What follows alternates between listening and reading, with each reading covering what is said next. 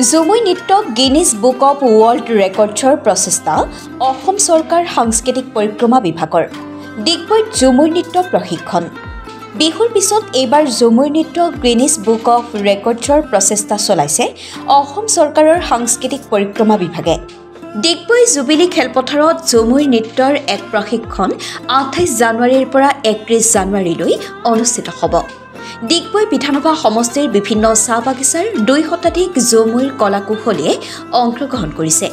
প্ৰশিক্ষণৰ অন্তত 187 গৰাকী নৃত্য কলাকুশলীক ডিব্ৰুগড় জনেললৈ পঠিওৱা হ'ব।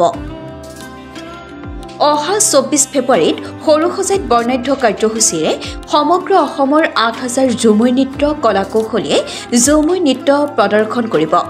উক্ত অনুষ্ঠানত গিনিজ বুক অৱ ৱৰ্ল্ড ৰেকৰ্ডছৰ প্ৰতিনিধিৰ লগতে উপস্থিত থাকিব ভাৰতৰ প্ৰধানমন্ত্ৰী নৰেন্দ্ৰ মোদীসহ বহুসংখ্যক গণ্যমান্য ব্যক্তি।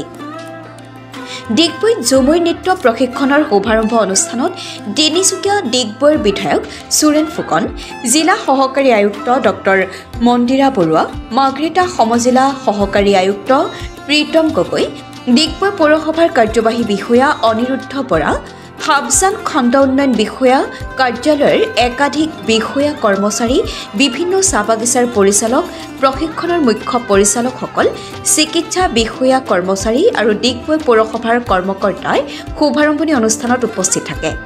ডিগবৈৰ পৰা বিনন্দ কৌৰৰ ৰিপৰ্ট লাইভ অসম। ডিগবৈত সকলো সমবেত হৈছোহি।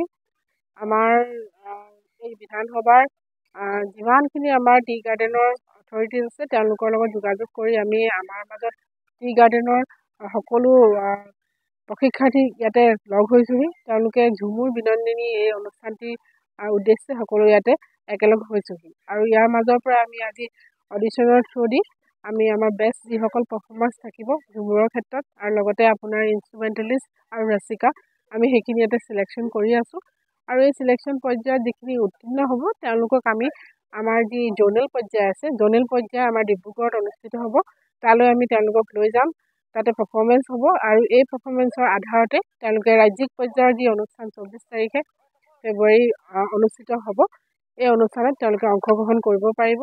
সেই উদ্দেশ্য আগত ৰাখি আমাৰ ডিগবৈ সমষ্টিৰ যিমানবোৰ টি গাৰ্ডেন আছে সকলো টি গাৰ্ডেনৰ পৰা প্ৰশিক্ষাৰ্থী ইয়াতে লগ হৈছেহি আহি আৰু আমাৰ মাষ্টাৰ ট্ৰেইনাৰসকল আছে তেওঁলোকে অলৰেডি প্ৰশিক্ষণ লৈ আহিছে। লৈ আহি পেলাই তেওঁলোকে আজি কালিৰ পৰা আমাৰ এই প্ৰশিক্ষণ অনুষ্ঠিত হৈ আছে আৰু এই অনুষ্ঠানটি 31 তাৰিখলৈকে চলি থাকিব একেৰাহে আৰু আমি আশা কৰিছোঁ যে আমাৰ বেষ্ট পাৰফৰ্মাৰ্চ যিসকল আছে ডিগবৈ LICৰ অন্তৰ্গত তেওঁলোকক আমি বিচাৰি উলিয়াই তেওঁলোকক যি বিশ্ব দৰবাৰলৈ আমি পঠাবলৈ ডিগবৈৰ পৰা কিমান আমি সক্ষম হ'ম। ডিগবৈৰ পৰা এতিয়ালৈকে আমি 150 গৰাকী চিলেক্ট কৰিছোঁ ডান্সাৰ্ছ আৰু ইনষ্ট্ৰুমেণ্টেলিষ্ট একেৰাহে তেনেকৈ ধৰণে চিলেক্ট কৰা হৈছে। সৰ্বমুঠ 187 গৰাকী আমাৰ ইনষ্ট্ৰুমেণ্টেলিষ্ট, ৰচিকা আৰু ডান্সাৰ্ছ ইয়াৰ পৰা আমি ৰিপৰ্টাৰ লাইভ অসম।